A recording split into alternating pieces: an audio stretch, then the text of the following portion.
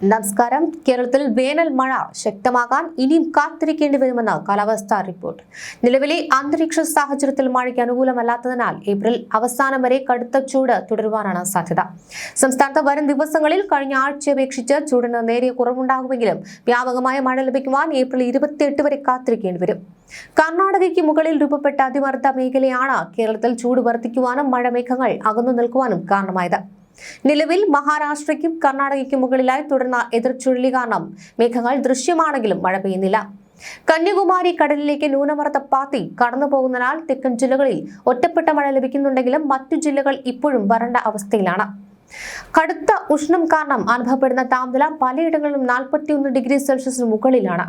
രാത്രികാല താപനിലയിൽ ഉണ്ടാകുന്ന വർധനവ് ജനജീവിതം കൂടുതൽ ദുസ്സഹമാക്കിയിട്ടുണ്ട്.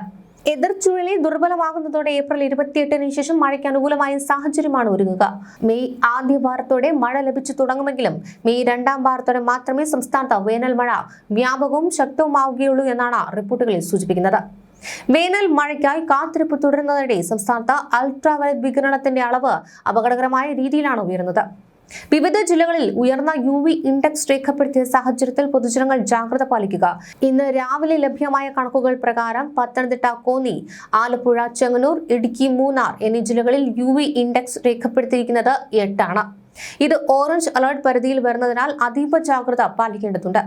കൊല്ലം, കോട്ടയം, എറണാകുളം, തൃശൂർ, പാലക്കാട്, മലപ്പുറം എന്നീ ജില്ലകളിൽ ഇൻഡെക്സ് 7ഉം കോഴിക്കോട് 6ഉമാണ് രേഖപ്പെടുത്തിയിരിക്കുന്നത്. തുടർച്ചയായി ഉയർന്ന തോതിലുള്ള അൾട്രാവയലറ്റ് വികിരണം ഏൽക്കുന്നത് സൂര്യതാപത്തിനും ചർമ്മരോഗങ്ങൾക്കും കാരണമാകും.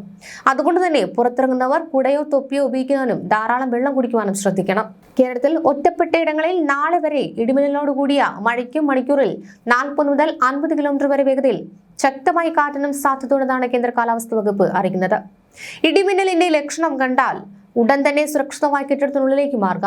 തുറസായ സ്ഥലങ്ങളിൽ തുടർന്നത് ഇടിമിന്നൽ ഏൽക്കുവാനുള്ള സാധ്യത വർദ്ധിപ്പിക്കും. ശക്തമായി കാറ്റിനും ഇടിമിന്നലിനും സാധ്യതയുള്ള ഘട്ടത്തിൽ ജനലും വാതിലും അടച്ചിടുക. വാതിലും ജനലും അടുത്ത് നിൽക്കാതെ ഇരിക്കുക. കെട്ടിടത്തിനകത്ത് തന്നെ ഇരിക്കുകയോ പരമാവധി ഭിത്തിയിലോ തറയിലോ സ്പർശിക്കാതിരിക്കുവാനും ശ്രമിക്കുക. ഗ്രഹോപകരണങ്ങളുടെ വൈദ്യുത ബന്ധം വിച്ഛേദിക്കുക.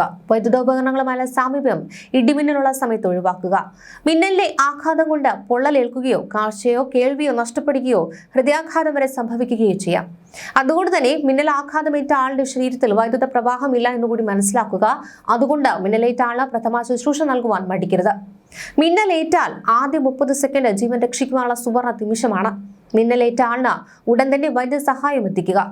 തെക്കൻ ജില്ലകളിലും മധ്യകേരളത്തിലുമൊക്കെ മിതമായ മഴയായിരിക്കും ഇന്ന് തുടരുക. എന്നാൽ വടക്കൻ ജില്ലകളിൽ മഴയുടെ തീവ്രത കുറയുവാനും സാധ്യതയുണ്ട്.